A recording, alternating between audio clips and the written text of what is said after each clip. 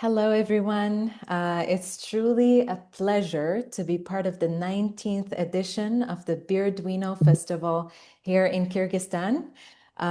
Being a partner of Bir Duino for decades through Women's Learning Partnership, we are honored to once again share the space of dialogue, of creativity, and solidarity. I am Asma from ADFM, and I will be the moderator of this panel today. ADFM is an association that worked for nearly 4 decades, and it's been one of the leading feminist voices advocating for equality, reforming discriminatory laws, and creating spaces where women and youth can co-learn, organize, and lead. And thinking about 40 years of existence makes me really reflect on how every generation faces a moment where it must decide, do we accept things as they are, or do we dare to imagine something better? In Morocco, that moment is now. As the country is reforming its family code more than 20 years after the last reform, our young voices are rising, are questioning, are challenging, and reimagining what equality and what justice can truly mean in everyday life, especially as we navigate a world of shrinking civic spaces and a world where crisis is a part of our everyday life. These young people are not waiting for change to come from above. They're creating it in their homes, in their universities, in their communities, and online. They are artists, they are students, activists, and artivists, and most importantly, dreamers who refuse to see women's rights and human rights as someone else's fight. At ADFM, we've had the privilege to work closely with these young advocates through our trainings and co-learning spaces to support each other, build campaigns, strengthen our voices, and turn our creative ideas into reality and action. Today, we bring together some of these aspiring young leaders, not just to talk about advocacy, but to share their journeys, the doubts, the courage, the resilience, and the belief that Morocco's future can and must be more equal. So please join me in welcoming our youth panelists, the next generation of feminist advocates, leading the call for family code reform in Morocco. I will start with some questions so that you can introduce yourselves and give us a little bit of your background. So can you introduce yourself? Maybe I can start with Nuhaila and explain what motivated you to advocate for women's rights in Morocco, and how has your personal background shaped your approach to advocacy? So first of all, hello everyone. I hope you're all doing great. I'm so honored to be intervening here and in a film festival. This is a first for me. As for my background, so I am Nuhaila. I am 23 years old. I'm a young feminist. I'm doing like the little steps of being an activist, a young activist. As for my background, I come from a mixed background because now I am majoring in communication sciences and especially in organizational communication. But I'm also interested in everything that is related to the public sphere, the public space, public opinion, and how the discourse is constructed in our societies. And I'm also interested in analyzing the political discourse, and I aspire to like introduce my knowledge in this field my studies and my major especially, and to mix it with advocacy. And here I can talk about my motivation, what motivated me exactly to advocate for women's rights. First of all, it was like a very natural thing to me. I am a woman, first of all, and I live and I experience everything that a woman goes through in a society, in MENA region and in the world actually, because now we have a vision, we have an eye on everything that is going on practically in the world, and we know each other's problems.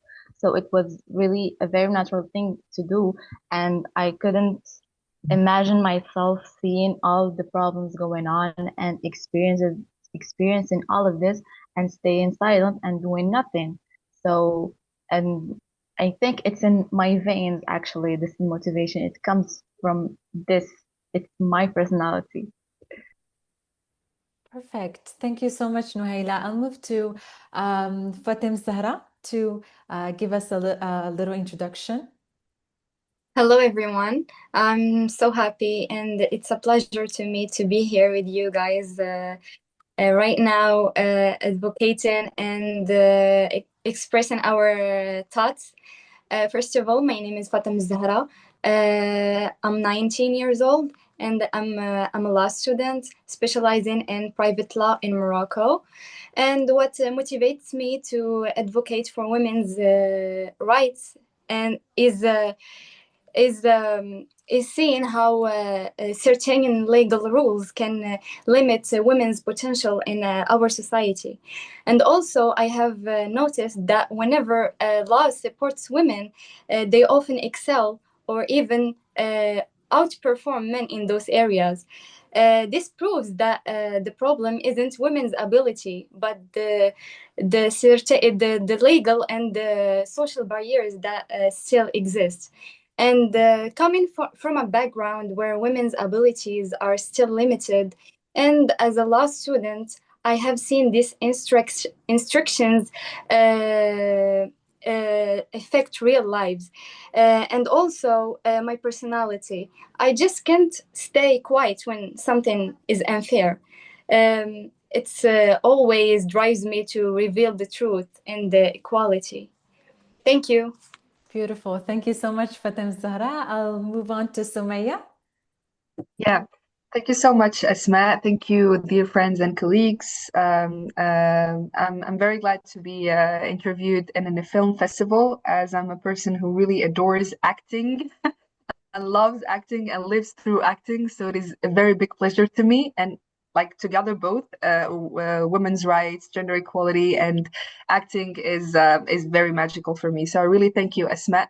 I thank ADFM and Women's Learning Partnership for all of the efforts that were done during the several workshops that were organized. And I really want to thank my colleagues and friends who are present here, and also those who are not able to be present, but with whom I shared a lot of thoughts, opinions, and beautiful memories.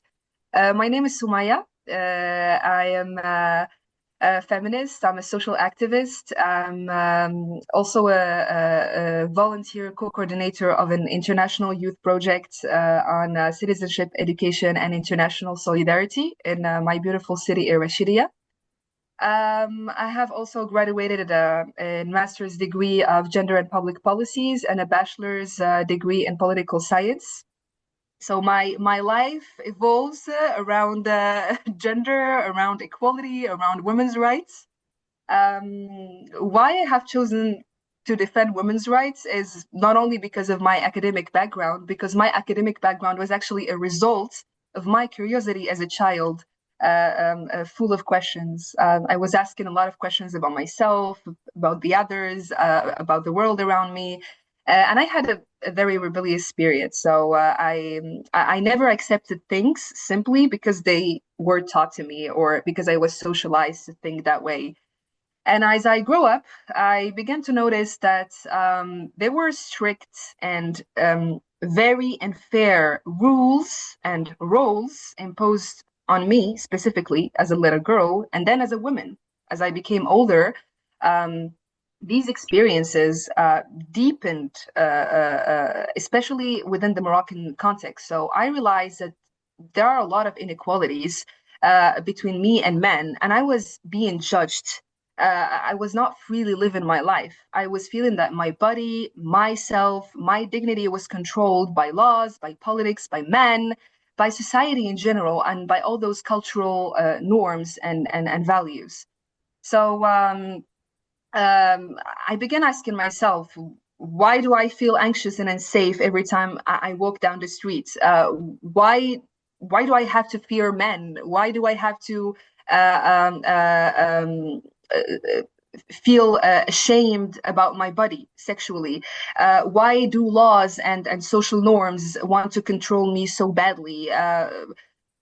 Why does my body belong to society in general, and why does my rights, my dignity, and everything around me does not belong to me but belongs to everyone around me? So all of these questions were very revolutionary for me when I first asked them, and then when I looked at the environment around me, it was also very unfair. All of the girls that studied with me were, not all of them, but most of them were married at an early age.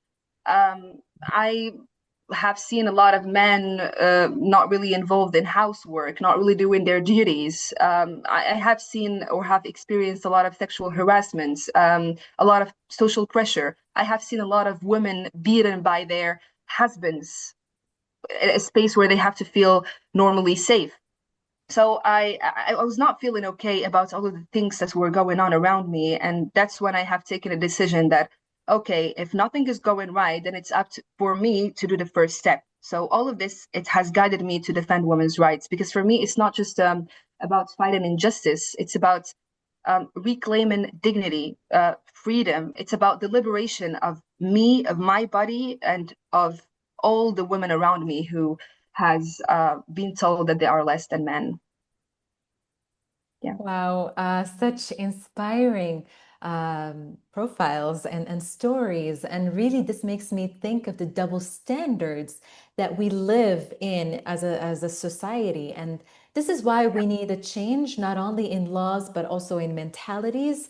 And given the context of change of, for example, the family code, we are all aware of the significance of these reforms and the opportunity they present for advancing gender equality and protecting the rights of women. And so if we want to go back to the work that you've been doing, I'd like to ask you this question. Which family code issue did your campaign address, and why? Maybe whoever wants to start, there you go. Yeah. Madam Sarah? Yes, Go. of course. Our company focused on polygamy because it still creates inequality and affects women's dignity. We addressed this topic to spark a discussion and raise awareness because it's still forgotten by many. Mm-hmm. Yeah, absolutely. What about you, Sumaya? What issue did your campaign address, or Nuhaila, whoever wants to go first? Yeah, well, in Morocco, under the current family code, or as it is called, Mudawana, there is a problem related to the paternity affiliation. So the paternity affiliation is mainly recognized within marriage. This means that a child's father is legally determined through a valid marital relationship, which means that the biological proof alone is not sufficient in order to prove the paternity affiliation. And this is proven through the articles 148 and 158 in the Mudawana, or family code. In other words, the law ties the recognition of a child's paternity strictly to the existence of a legal marriage. The problem is with the DNA proof. So under the system, the DNA testing cannot be used to establish paternity outside of marriage. Well, because religiously, it is considered that the lineage based on marriage and not on biology is the only legally proof that can affiliate a child to their father. So there is also like another concept which is very problematic, which is the Arabic concept, the religious concept al-walad al-firash, or the child belongs to the bed. This phrase means, it's an Islamic jurisprudence or fiqh that says that a child born within a valid marriage is automatically affiliated to the husband. So when the law does not recognize the DNA and recognize only the concept that the child belongs to the marital bed, the problem is that there is no legal affiliation, so that the child is not affiliated to the father, which means that they do not have a family name. They cannot have the father's surname. They only can have the mother's surname. They have no access or no rights to the inheritance system, since the lineage, as I said, is the legal basis for the inheritance. So the child cannot inherit from the biological father, and the child cannot benefit from the financial support of the father. So the father does not have any legal duty towards its child to provide education, to provide healthcare. And most importantly, from all of this, is that the child is actually a victim of discrimination, a victim of social stigma because of this. So the child may face discrimination, they may face social exclusion, they may face marginalization and be called a child of the forbidden, just because religiously it is considered a child which is like a result of a sexual relation outside of marriage. The problem is also that the mother bears the consequences, because she is the one to have that has to protect the child, that has to take care of all the administrative, financial duties, and the father is really outside of the picture.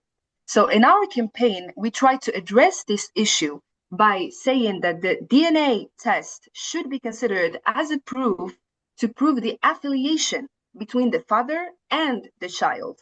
Now, the problem is that even in the new propositions of the Mudawana, المجلس العلمي الأعلى, which is like the highest religious jurisprudence in Morocco, has actually refused to take the DNA test as a proof to affiliation, to prove the affiliation between the father and the child, which is very, very problematic in the Moroccan context, where we claim that we want to adopt an open interpretation of religious texts. So now it is creating a stigma and discrimination towards the child and the mother. And we know that single mothers in Morocco face a lot of discrimination, even from the smallest neighborhood they live in to the biggest society. They find a lot of problems to integrate society, to find a job, and to just live with dignity and rights. And now we are actually, we have even a bigger problem, which is the refusal of المجلس العلمي الأعلى of the new propositions of the reform of the Mudawana. Mm-hmm. Absolutely. Thank you for your insights.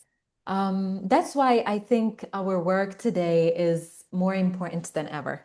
And the contradiction in resisting such changes that really heal the problems from its roots, not just gives like cosmetic changes to the Mudawana or the family code. It really, if all of this highlights anything, it's that both children and women are discriminated against, and the lack of adequate protection really harms women and children. So now I'd like to hear more from Nuhaila. Nuhaila, can you share a story about what best illustrates your resilience in driving this change? Actually, I'm still new to the field, but I heard so many stories from Sumaya, and I think she's the one to answer this question really perfectly. So I give her like the word. Yeah, thank you.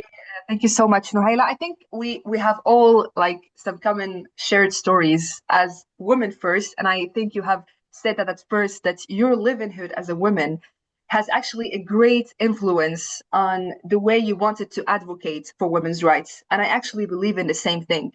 I believe that just as women, our life is actually already a resilience. I mean, once we wake up in the morning, we may take a taxi driver and may face the most sexist comments on earth. We may face sexual harassments on the streets. We may work with very patriarchal and sexist colleagues, either at work or at school. So our daily life is actually a struggle and a continuous resilience.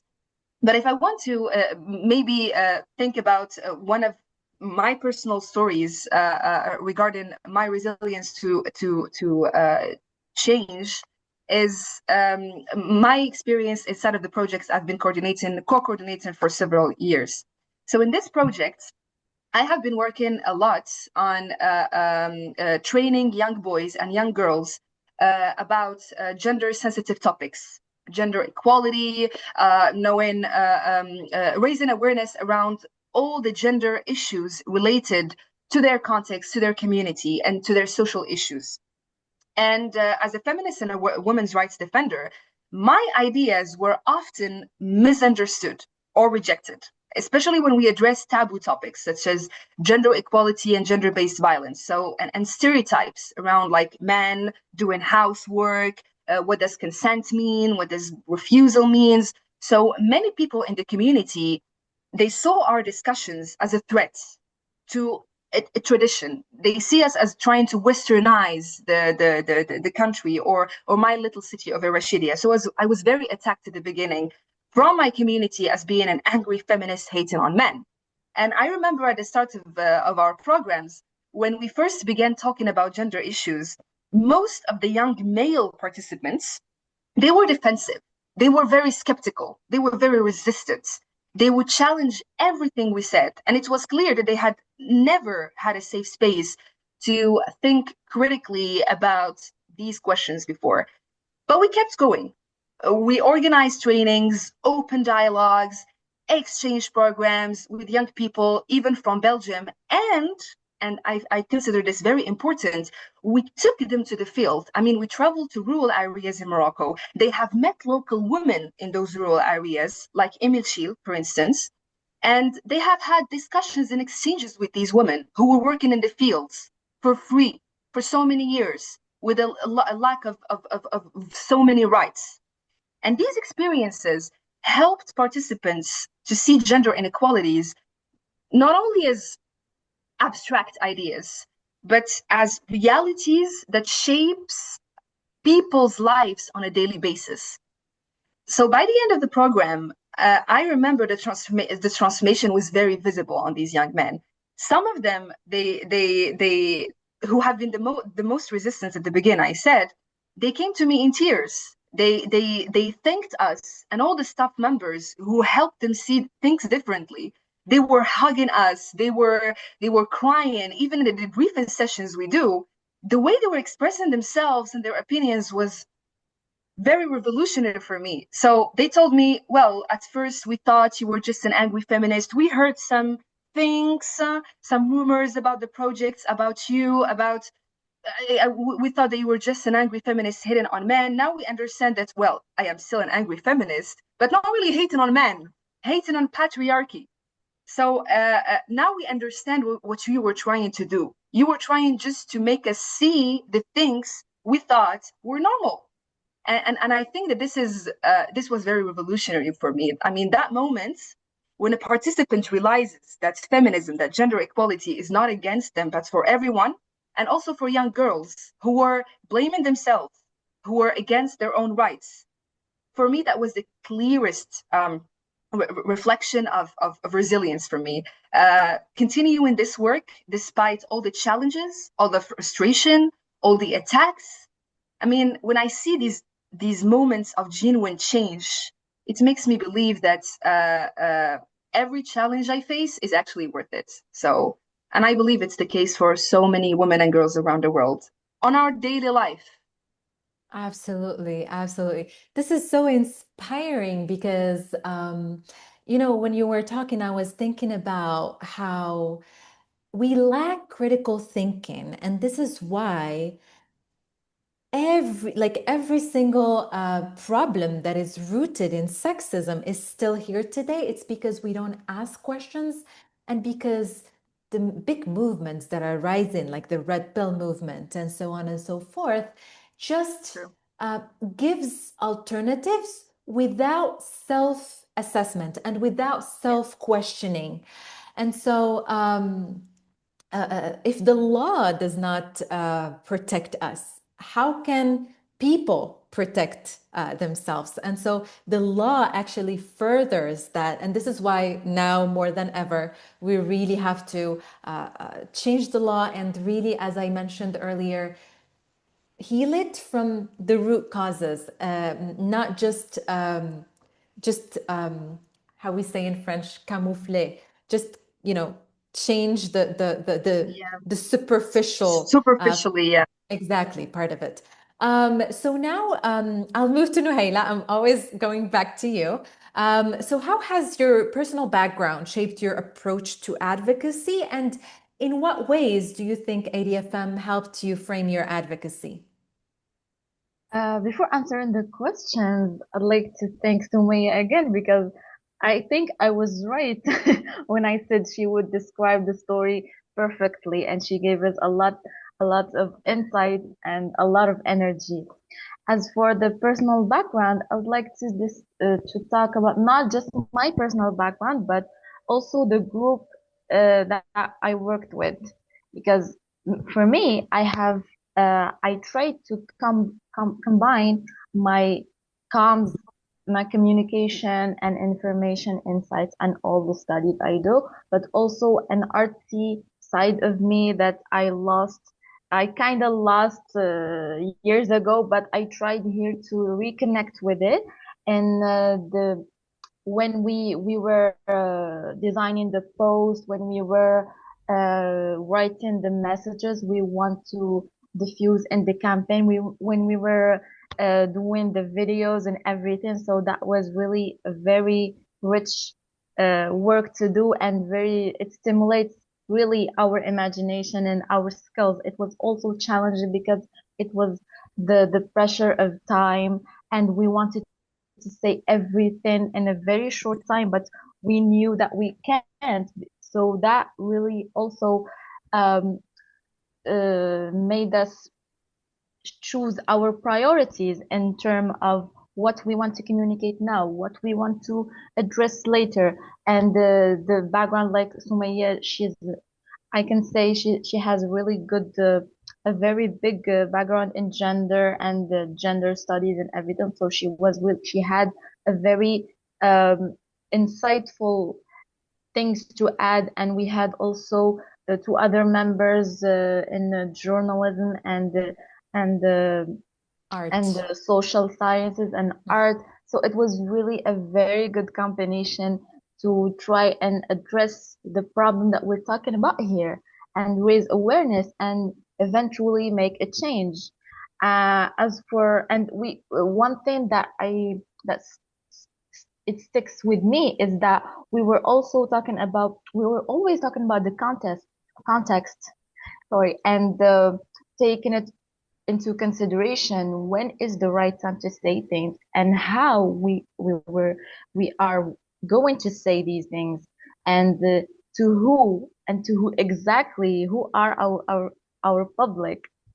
And so that's it for the background. So it was really a very mix of a lot of profiles, and it was very good.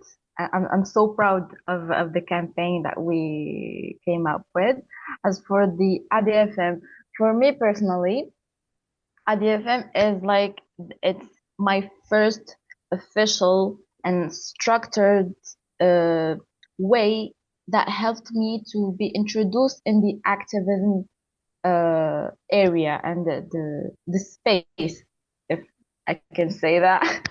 And so it was a new world for me to explore how the association communicates, how it what the organizations are doing really in the field, what are the stories, what are the problems that we face as an activist, and I can face them in the future. So I had a good space to absorb every experience. I saw everything I heard. So that what was the ADFM for me in this project.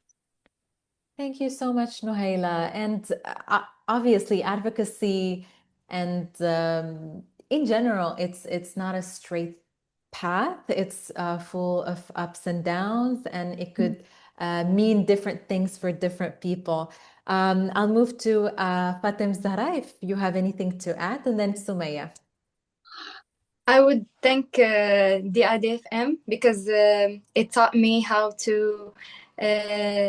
There is not just one way to advocate. Even the way we present ourselves and the way how we wear our clothes, and the small thoughts and small conversations can also count as an advocacy. So even the even even the small actions we are doing can express and strengthen our advocacy. So it's my idea to it's an idea to make this activity like a routine in our daily life. Thank you so much, FC. I'll move to Sumaya. Yeah, I think that Nohaila and Fatem Zahra said it all about how ADFM really helped us work together and understand a lot of concepts, basic concepts around democracy, citizenship, gender equality. I cannot say it better than what Nohaila says or shared before. Maybe what I can add is about like the approach I have as an activist when advocating is that it's an approach for me. The right approach for advocacy should be a bottom-up approach, a context-sensitive approach, and a community-led approach. What I mean by these three words is that, well, first, advocacy must begin with dialogue. And that's what I mean by bottom up. We have experienced this through the workshops we had with ADFM. I have experienced this through my work with young people. Many youth are very eager to share their thoughts, to ask questions about the world they live in, about the social issues they face in their own community. But just because of the social pressure they feel from their families, from schools, from communities, and the lack of safe spaces, they stop themselves from doing so. That's why I've always tried to listen and create spaces where they can speak freely. Because for me, advocacy starts when we empower people to think, to question, and as you said, to have critical minds and engage rather than just than convincing them and come in with the top-down approach where I have information, I am sharing them with you, and you have to accept that. No, I'm more with like, go to the field, meet locals, exchange with them, listen to the young people. And when I talk about the context sensitivity, and this is where it's very relevant and important for me, because it has shaped my approach a lot, not only context sensitive, but also community led. It's regarding the gender issues faced by each and every community.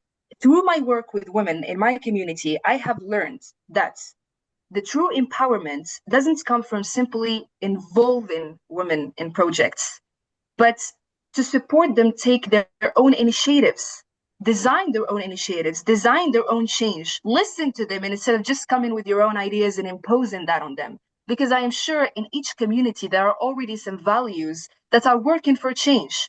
And I may recall the project I'm working in. It's called Tiwizi. And Tiwizi, it's an Amazigh word, which means solidarity. It refers to all of those community-based values that promotes solidarity between the members and promotes freedom of individuals, all while being working together in communities. So for me, it's very important to understand in what context are we working in, how much the context is conservative, what do we want to change, what do we want to keep? And how do we want to make this change? Is it with the people or just for the people? The approach we are taking is very important when advocating. And the third element that I found very relevant, more than just listening or community-led advocacy, is research, the importance of research. I mean, without solid base knowledge, there is no possibility to have an efficient advocacy, because if you don't have a foundation for your arguments, for your advocacy, you will not have an effective action. Without knowledge, we risk to propose solutions that do not address the problem. The research help us ask the right questions and help us propose the right solutions. So that's, for me, is very important when advocating. Listening to people, promoting the bottom-up approach, being context sensitive and community based, and especially having solid research arguments for a successful advocacy. Absolutely, absolutely. And when we say listening to people, also not speaking for their problems, but providing the tools so that they speak by themselves. And this applies to young people as well, young advocates, young feminists.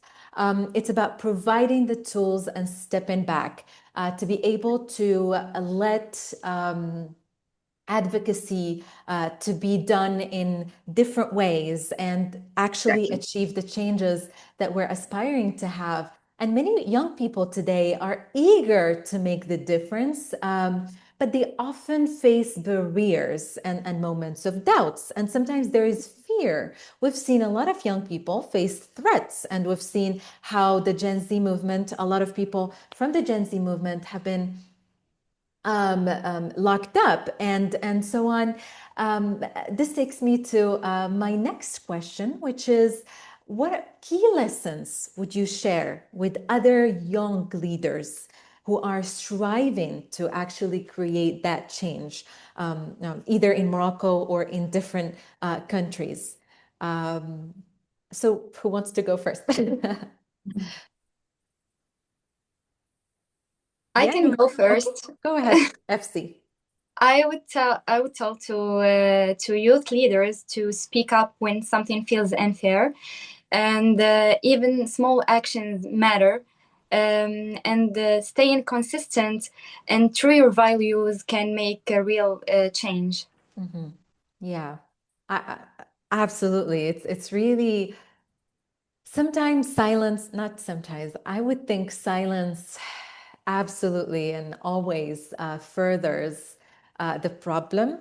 But we also have to figure out when to speak to Yes, of protect course. ourselves and so on. And so I'll move to Nuhaila. What do you think about all of this? For me, if I want to sum up, like, what are the key lessons that I want every young person that wants to be an activist and just speak up, like, as Fatem Zahra said, first of all, you need to be informed, well informed, and this means you have to read. And here I'm repeating what Sumaya said about research. So read the reports, know where you are, know your context, read every report, and especially those institutional ones, because they have a very huge amount of informations that you can gather and you can take advantage of. And the second thing is to be safe. And here I'm talking about juridically being safe. Like, you're not doing anything not in law. You're safe. So you know your rights, you know what you have to do, and therefore you're clean.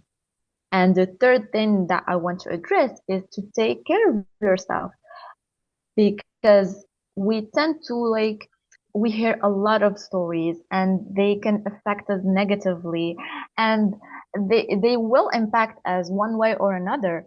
But we have to take care of our mental health, because we are the ones that we want to help and we need energy.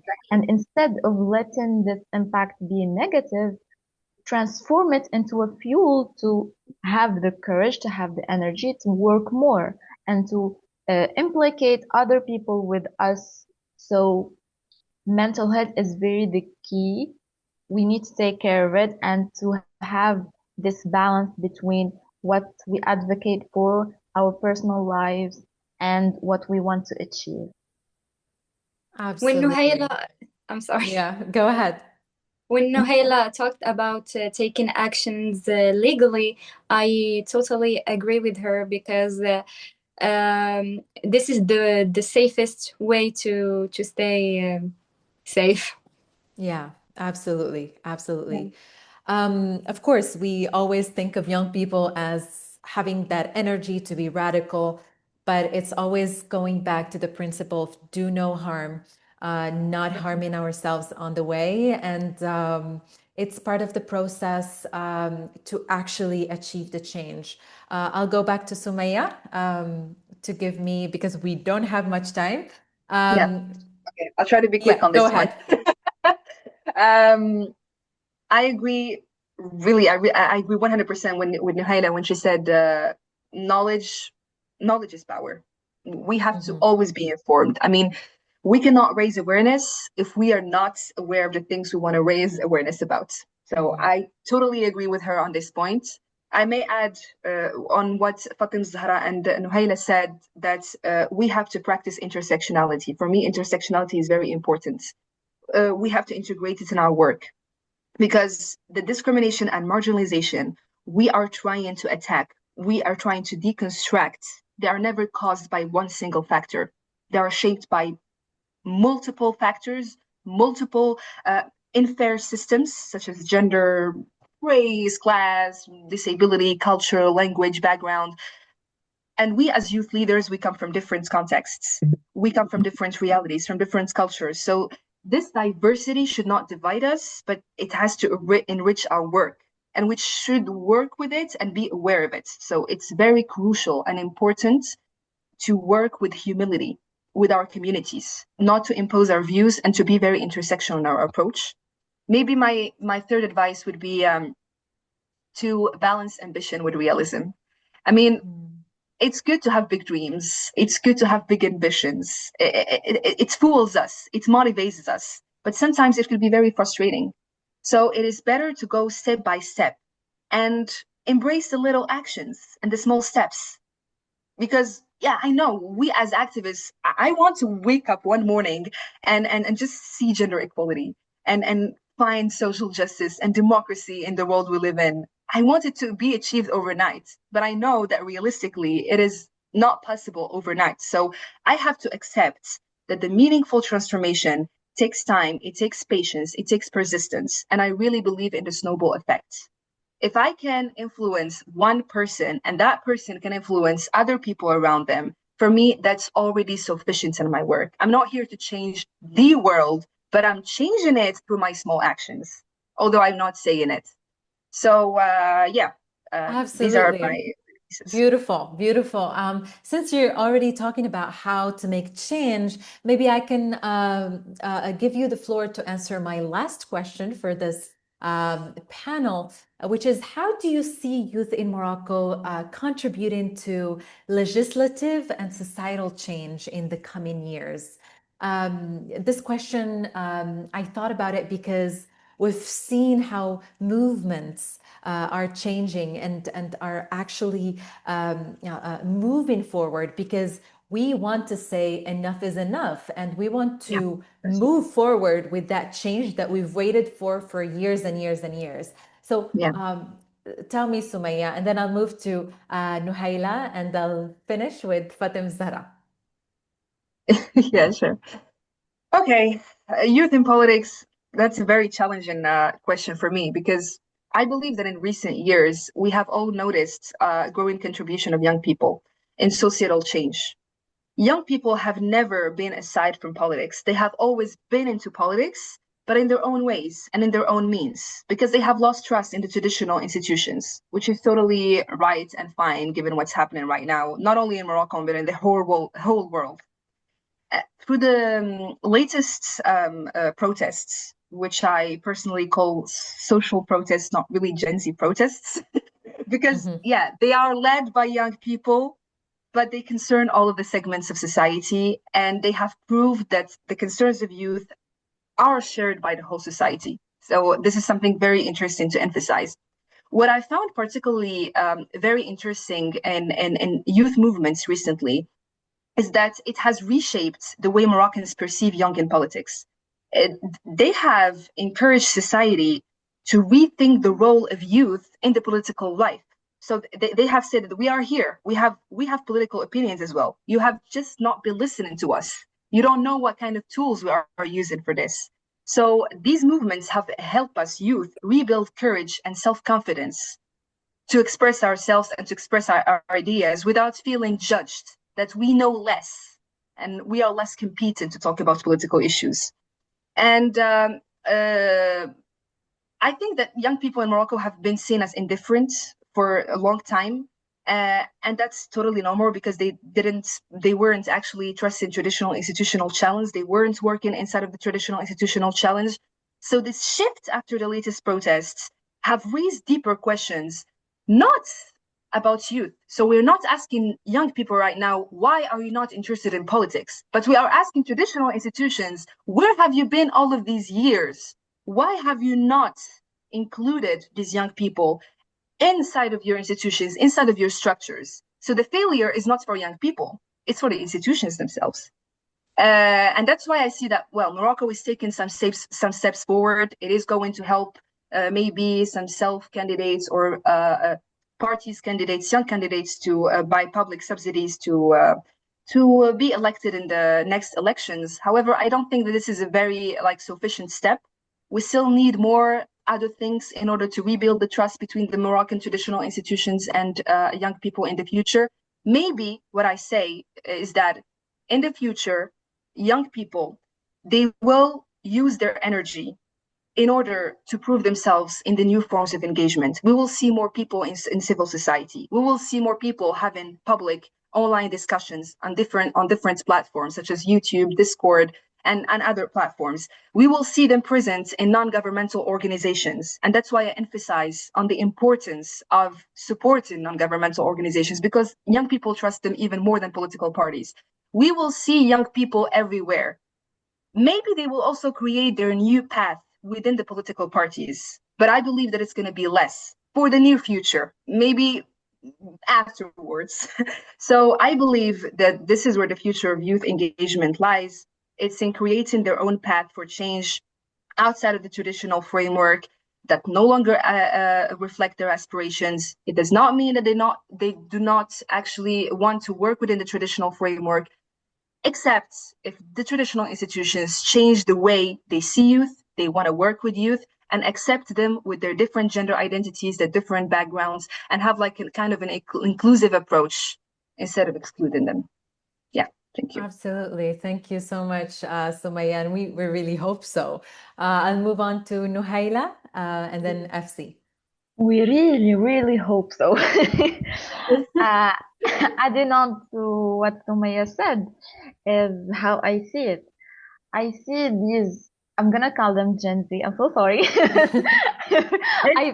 fine. It's a name. I'm actually proud because it's my generation, and I can finally say something that is affiliated with them directly. I see this generation, at least those, because I was in the Discord server. I saw how they talked. I saw the level of organization. I saw the level of information, how it was shared there. They shared the reports, they shared books, they shared a lot of things that are educational to the whole server. So they're not just a bunch of kids protesting, no. After that, I began to see, because the manifestation stopped, but the advocacy didn't.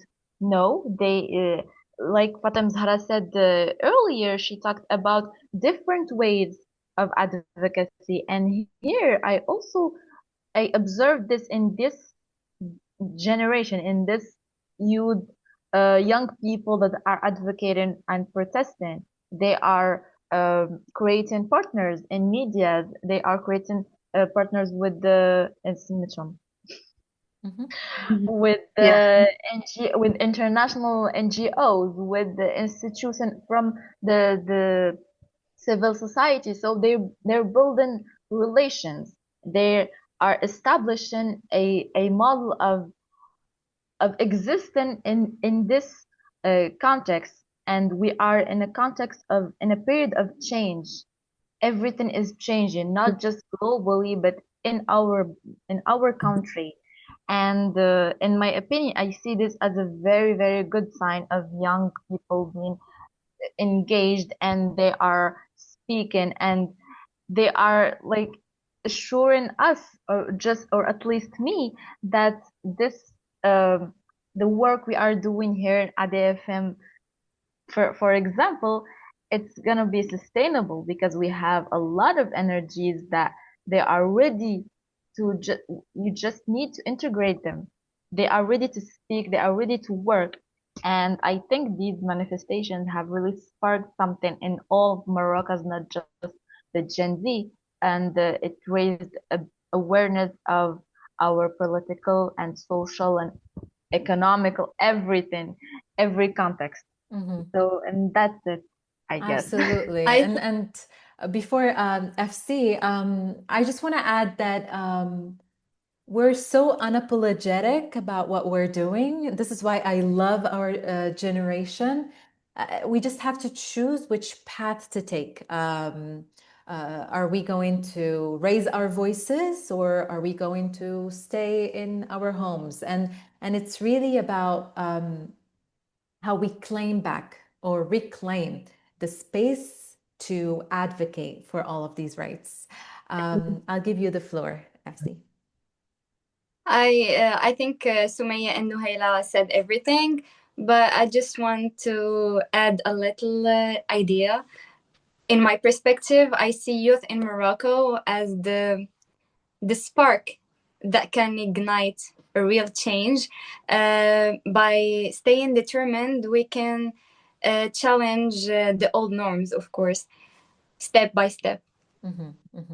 Yeah, absolutely. And what a hopeful note to end our session of the seminar by. And I just want to make sure one message gets through to all of you, dear participants, that those who continue to believe that equality, that achieving all of our rights is not a dream, it is a right. For all of us who believe in this, we can still make that change happen. And so thank you so much for attending our session. And we'd like then to move on to anyone who has questions or comments. Thank you very much.